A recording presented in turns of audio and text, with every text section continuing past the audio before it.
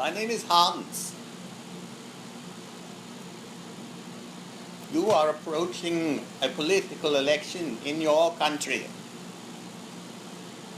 There are, as always has been, many candidates. Many who are discovering you. You may feel that you are discovering them. There is a very personal experience that even the most unpleasant of these candidates experiences. The ones that you don't like, the ones that you like, are experiencing the country. They are people. It is hard to imagine the ones that you don't like as people. You question their motives and their philosophies. You disagree with their moral choices and their imposition of their moral choices upon you. You perhaps do not like their faces, their voices, their style or manner of speech or dress. It is said that most of you pick who you want to be your leader within a few seconds of seeing or hearing them. That you make your choice and stick to it.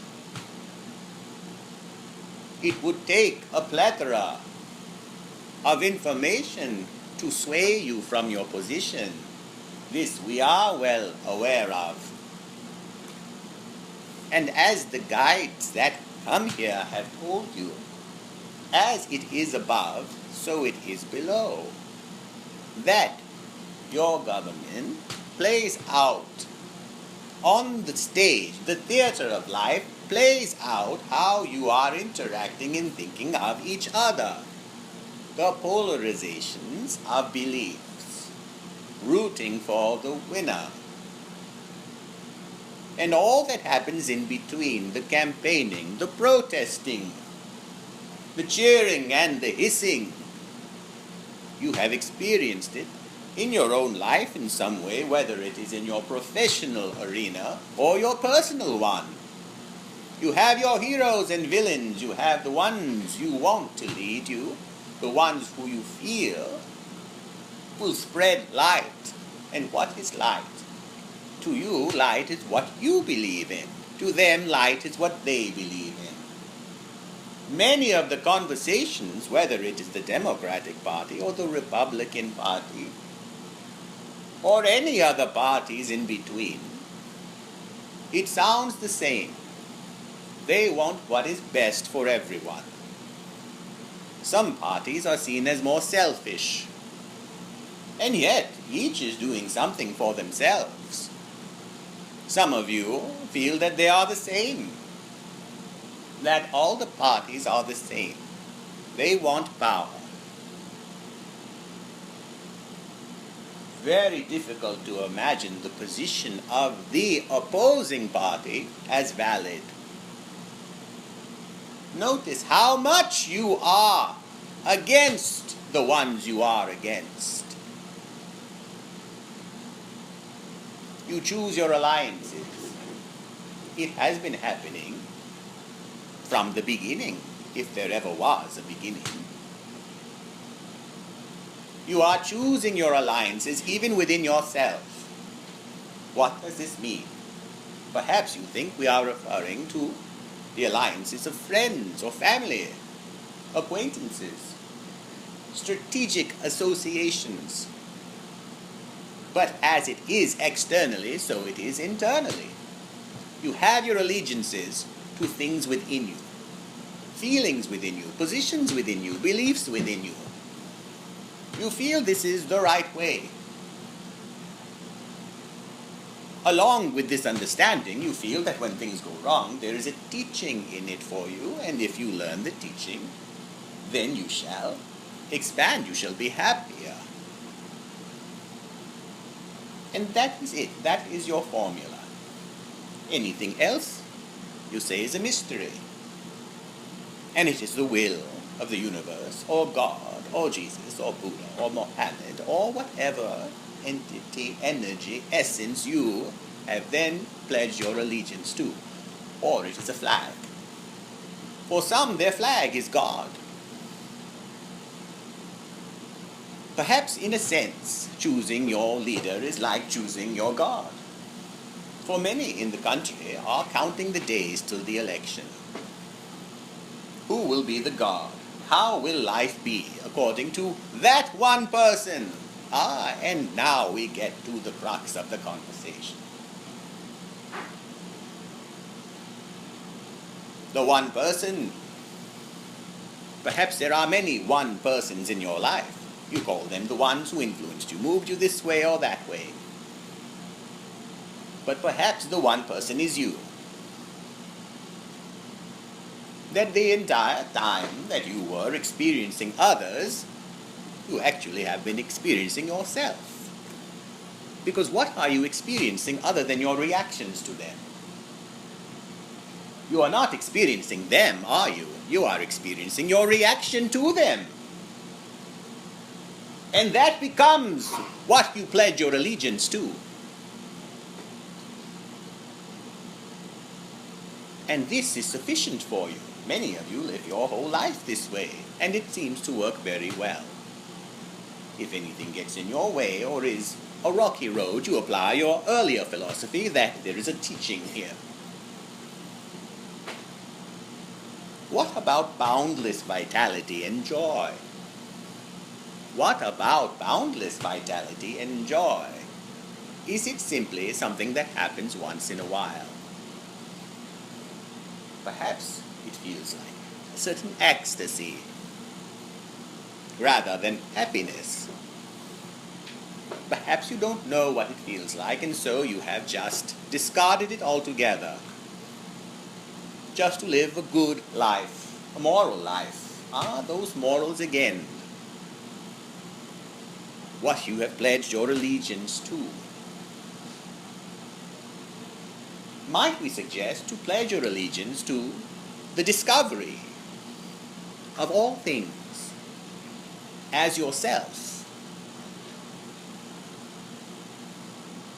instead of placing your bets upon the one person, whether it is a romantic prospect or the leader of your country, or the one whom you think shall decide your fate in your career, waiting for the one person to say yes. What is this about? Have you ever thought of it? That there are key persons that shall come into your constellation and make things happen for you. You say, yes, I certainly know that, and I am trying to manifest them, attract them into my experience. And for what? Well, to then accomplish what it is that I would like to accomplish, which is for what? Again, to be happy. To feel secure, safe, understood, seen, heard, accepted, loved. When all of these things can be felt at any time at all, you perhaps are not taught that you are in charge of your feelings, other than when you are told to shut up and stop crying, or to suck it up and continue forward. That is the extent of your emotional education. And perhaps that is what you are working collectively as a society to realize, that emotional education is vastly important to the individual who is growing as a human being on your planet. That this education does not need to stop or start at a certain time, you see. And we are referring to the ages that you are now. Meaning it is continuous. There is nothing that occurs that is not your education. It is the education of the being to surrender to the allegiances, and that simply means to thinking it has to be that way. you will find that your source energy that you call your God exists very powerfully in all the things that you believe is not your God. She exists in all things, indeed. Perhaps even your devil is your God in disguise. Wouldn't that make sense, ultimately? For that appearance of that which you find to be negative propels you to be more of that which you feel is positive. And that is what your God does as well, does it not? The force that propels you to surrender to the love that you are. To the love that you are.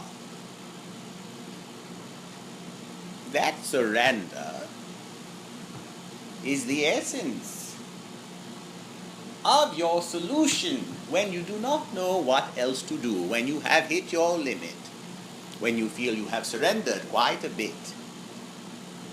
There is another and another and another. Why not accept it as a wonderful flow of experience that happens consistently?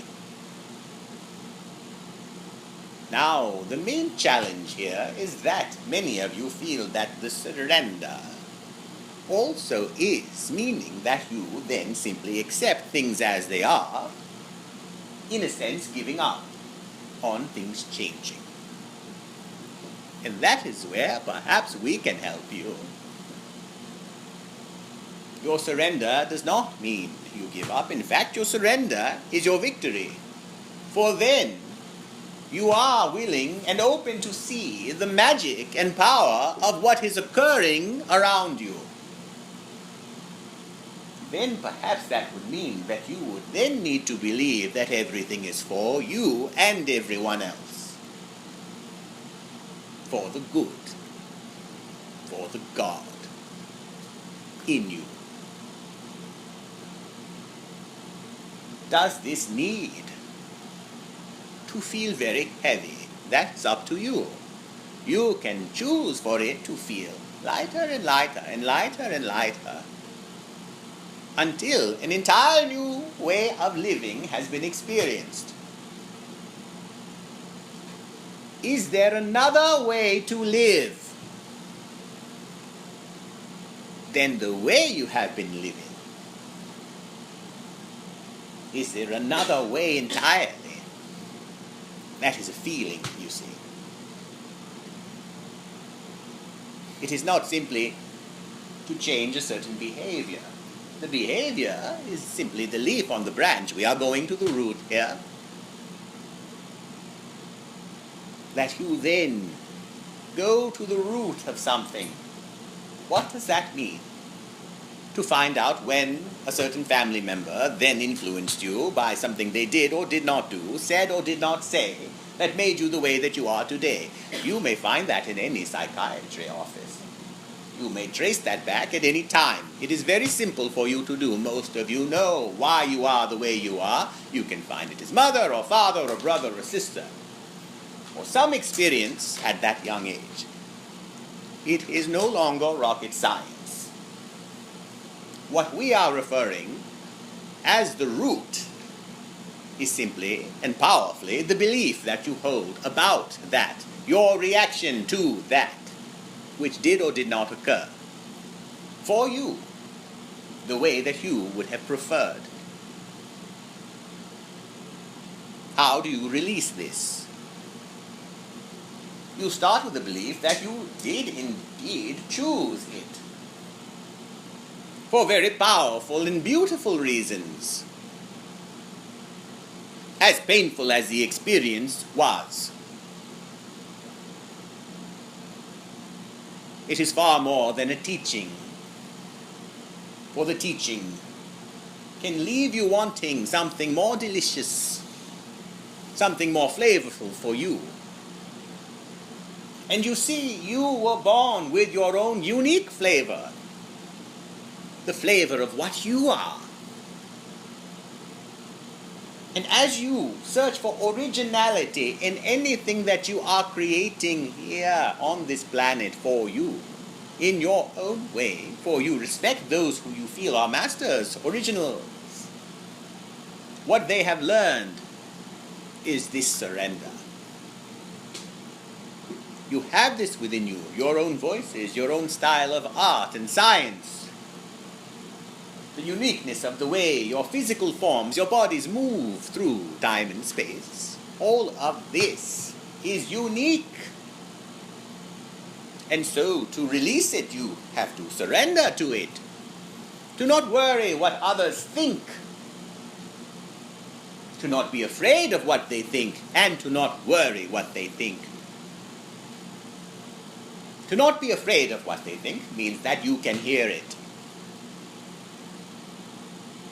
To not worry what they think means you do not dwell upon it. You see, the trying is the tapping in. When you are tapped out, when there is nowhere left to go, nothing left to do, you have the surrender to anything that is happening. And creativity is instantaneous. It is impassioned. It is magical. It is emotional. It is truth. It is raw. It is full of vitality, resonance, and connection to those who also wish to hear something like this, or to see something like this, or to be in the presence of someone like this. It is contagious. You yourself have caught this wonderful disease, which is the beauty of all things, you see. Where it does not create dis-ease, but it is contagious, isn't it? Like a wonderful glow that spreads amongst you like the candle, the tiny flame lighting 1,000 or 1,000,000 others of equal height, width, and brightness. And so, what is the originality of you? You see, coming back to your political environment, you're wishing for someone to stand out, to say something finally. Let it simply be a metaphor for your own life. Be the person for yourself that finally says something for yourself. Instead of preaching it about, those of you who are teachers know it. It is natural for you to spread these things, and others listen. What we are referring to is the personal experience of what you would like to feel. Simply put, you would like to feel better. And many things fall under this title.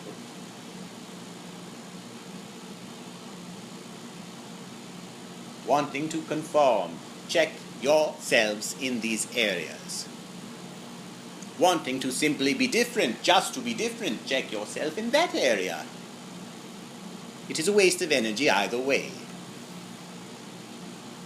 When you are most honest in your expression of your creativity, be whatever it is, whether it is the way you dress, or the way you draw, or the way you do the numbers, whatever it is at all, be truthful to that expression. And the painting shall be your own masterpiece, and the song shall be your own symphony, and the dance shall be your own dance, and your communication shall then be for you and satisfying for you. As this happens, what will emerge from the collective consciousness will be leaders who are also like this. And choice will then begin to be different. You will say, what are they trying to say rather than what they are saying? What do you think they are trying to say? And while this current state of affairs in your country has many different forces, perhaps known or unknown to you, that are the true government as you have suspected, all of it will be affected. Many of you fear it's too large a machine, too large a force, a dark force within your political system that cannot be dismantled. But you see, instead of it being just the thing that you believe, a kind of openness amongst the people shall happen. And that is why certain social movements are happening to get you to be less prejudiced, you see. And so these things will rise first. And as a new understanding of non-judgmentality occurs, then a new form of so-called governance shall also emerge. And you then will know whether you yourself, within your own minds, live under a tyrant or a benevolent king or queen. That is you see, you are the tyrant or the dictator within you, telling you cannot do that, you cannot do this. You must form alliances there, you must protect yourself there. But if you keep living in the paradigm of war and kingdoms, then you shall live in the paradigm of war and kingdoms. If you live, perhaps in the paradigm of no paradigms, you see. That you simply live in a wonderful open field of light and breezes and growth and color. You shall find yourselves much happier. You shall find yourselves creation itself, you see. Creation itself, always happening. And no longer riding down the road of life with your foot on the brake, knowing that there indeed even is no car, that you are everything all at once. And you shall see this more and more. Bless you.